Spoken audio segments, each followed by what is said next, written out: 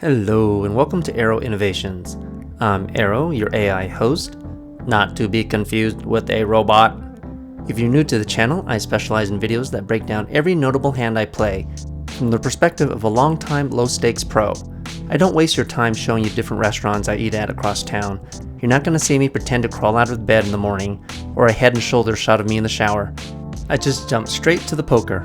And of course, the occasional small Asian pee-pee joke. In a recent video, I mentioned how August was one of the slowest months for poker, since the WSOP had just left town. I'm going to feature two sessions from the end of August in this video, and the first one will show you just how bad the games really were. As usual, we're playing 2-5 No Limit Hold'em at the Wynn Encore in Las Vegas, where I bind for 1,500, which is 300 big blinds. It's Thursday morning on August 22nd. I start my session at 1:48 in the morning. 40 minutes into the session, I'm down $82 from not getting anything to play with before this hand happens. Under the gun limps. It folds around to the small blind who completes. I raise to 30 in the big blind with pocket 10s. They both call. The flop comes 2, 4, jack, rainbow. Small blind checks. In a multi-way pot like this where you're holding an underpair to the top card, it's best to check and hope that the action checks around. Depending upon future cards, you might still be able to get 2 streets of value, assuming no one is holding the jack. So I start with a check, and the action does indeed check around. The turn is a 7 of spades, bringing 2 spades on board. Small blind suddenly comes out betting for 75. Sure, I do lose to a jack, but he could also likely be holding a 7 or a spade draw here. With how everyone checked through on the flop, if I were holding a 7 in his shoes, I would certainly bet here. He's also shown an airball bluff against me in a previous hand, so taking all of that into consideration, I make the call. Unfortunately, under the gun calls as well, which is worrisome. It lessens the likelihood that they're both on the same draw. When the river brings in a 10 of hearts, I stop worrying. I'm now only realistically losing to a hand like 8-9 of spades. So when small blind leads with a much weaker bet of 125 into the pot of 315, I bump the action up to 375. He just went from an 80% pot bet down to a 40% pot bet. Let's assume the river wasn't a 10 for a moment, but some insignificant looking card like a 9.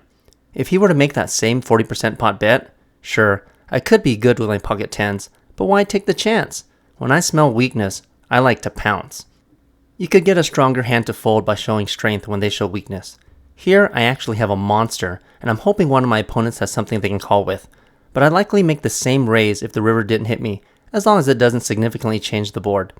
Unfortunately, under the gun folds, and small blind shows he did in fact have a jack this time before making the fold as well.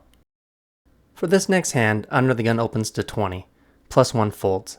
I'm staring down at pocket freaking aces, the Rockets, the Steven Seagal of fake martial arts. So of course, I 3-bet to 70 in the low jack. The action folds around to Gao, an extremely conservative Chinese pro, who 4-bets to 230 in the small blind. Oh my goodness, this is music to my ears. Under the gun quickly folds. I weigh my options. Gao is the tightest of the pros who plays at the Wynn. We're talking like butt cheeks clenched, squeaky tight. Whenever I 3-bet in the past, he would only ever flat call with queens. So when he 4-bets in weak position, I can only assume he has kings here. What do? I have position on him, but I would hate to see a jack or queen high flop, and he just completely shuts down, putting me on a flop set. The flop would basically have to come 10 high or lower for me to make any additional money from him. On the flip side, is he capable of folding kings pre-flop? Most people aren't, especially when he knows I'm a very aggressive player.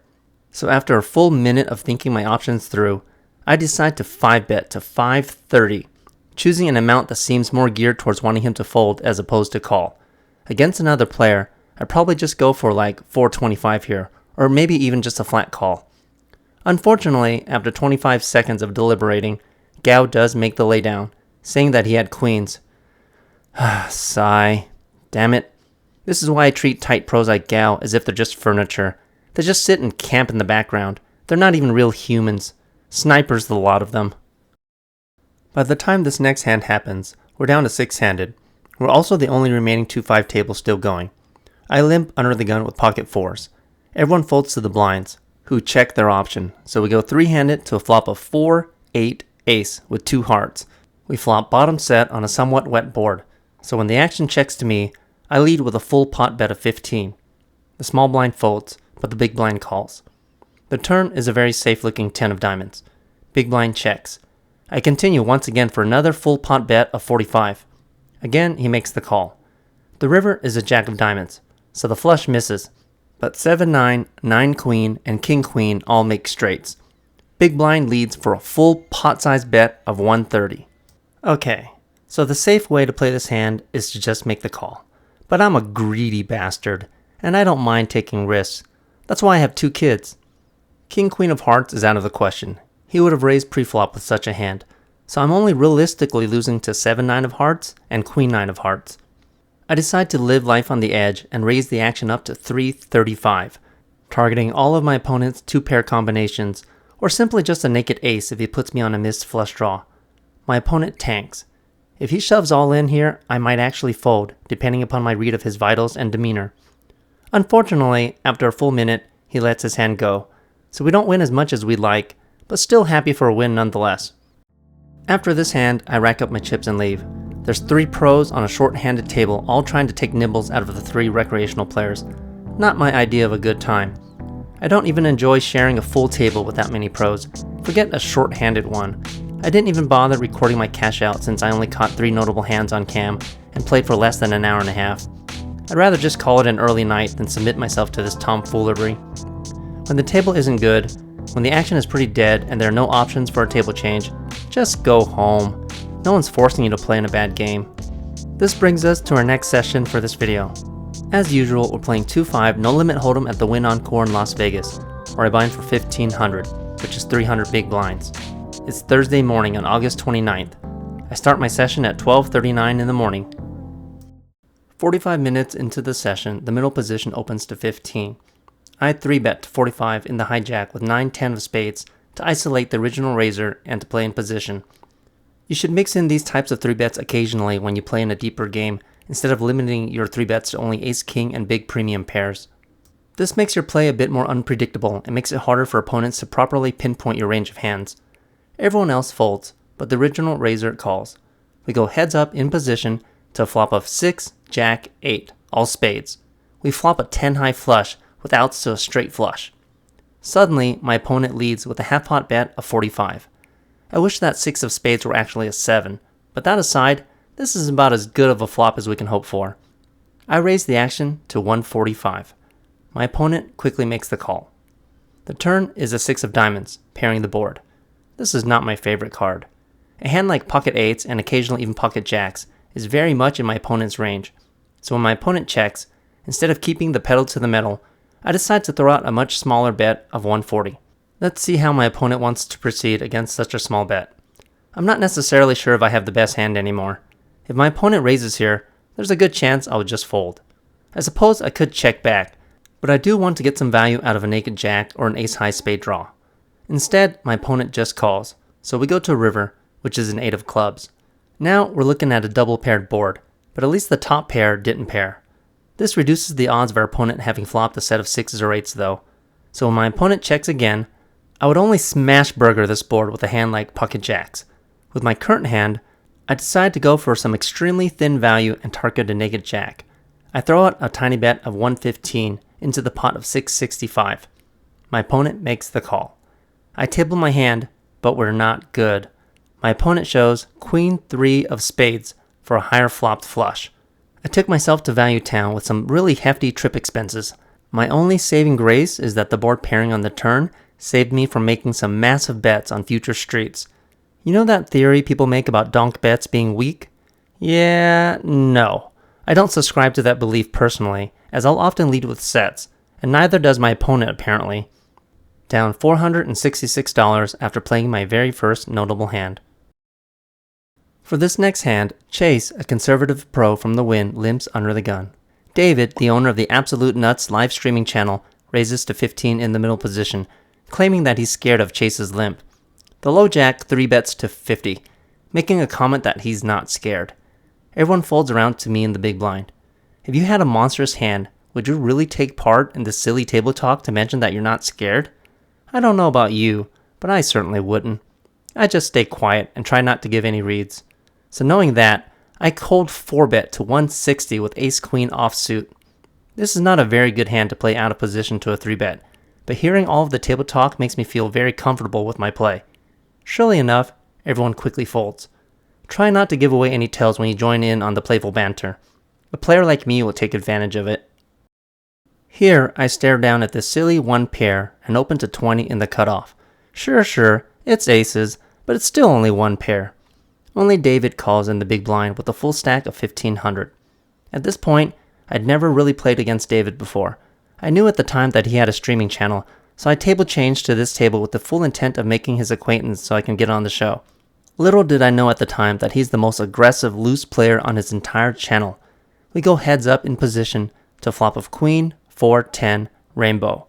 When he checks it over to me, I c-bet to 25, which is a little over half pot. He quickly makes the call. The turn is a 6 of spades, putting 2 spades on board. David checks again. I ramp up the price tag to an 80% pot bet of 75. Suddenly, David check raises me to a massive $250. I stare at him for a read, and I'm very confused to find one. He's showing signs of nervousness, which doesn't make sense to me. David owns a couple of dozen YouTube channels, one of which has over 4 million subscribers. He has over 200 employees. He's a millionaire who has connections with all sorts of celebrities and renowned poker pros. Why would someone of his financial status be showing signs of nervousness over a $250 bet? That's like me playing a 5-cent, 10-cent game and getting nervous over a $5 bluff. In my experience, wealthier people generally don't show signs of nervousness over money that doesn't matter to them. So this was really perplexing to me. I'm losing to a hand like Queen 10 suited, a set of 4s, or 4-6 suited. Those are the most likely suspects. I beat any naked queen or a hand like 4 with a backdoor flush draw, but even a hand like that has 13 outs against me. I'm not invested a whole lot, and check raises on the turn are generally pretty strong, so I decide to let this one go, but not before showing what I'm folding.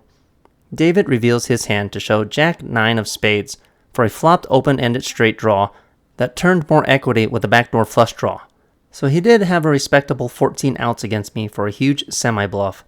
We decide to rabbit hunt for the river, which would have been an ace of diamonds. I would have crushed his soul. So I did lose $120 this hand, but I gained something much more valuable. For David's sake, since we've now become friends, I will not reveal what his tell is, but it will come into play in a huge 9K pot we play on his stream that I'll showcase in a future vlog.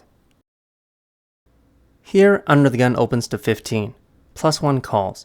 I 3-bet to 70 in middle position with ace-queen offsuit. Only the Under the Gun original raiser calls, leaving only 320 behind. We go heads up in position to a flop of Jack, Deuce, Queen, Rainbow. That's a pretty good flop if I do say so myself. When the opponent checks to me, I start with a 60% pot bet of 100, and he makes the call. The turn is a 4 of spades, putting 2 spades on board. When my opponent checks to me again, he doesn't have a whole lot left behind. I mean, I only have one real option here. So I put him all in for his last remaining $220, only to be surprised when he folds. He must have been calling the flop really light, hoping that I had exactly ace-king, I guess? As usual, I never advise calling such a large flop bet, only to fold on a turn that doesn't change the board. 100 is too large in proportion to his stack. If he didn't believe me on the flop, that turn shouldn't have changed anything. For this next hand, the middle position opens to 15. He's our opponent from earlier who 3-bet to 50 after commenting that he wasn't afraid of Chase's limping. The button calls. I 3-bet to 75 in the small blind with my least favorite premium hand. Yes, we're talking about pocket kings. Many people have a favorite hand. Me, I just have one bad luck hand, and this is it. Still, I'm too logical to play them any other way than the second best starting hand in all of poker. The action folds around to the middle position, who's tired of my shenanigans. This is probably the 3rd time this session that I've 3-bet him. He's sitting there with a pretty deep stack of about 2K.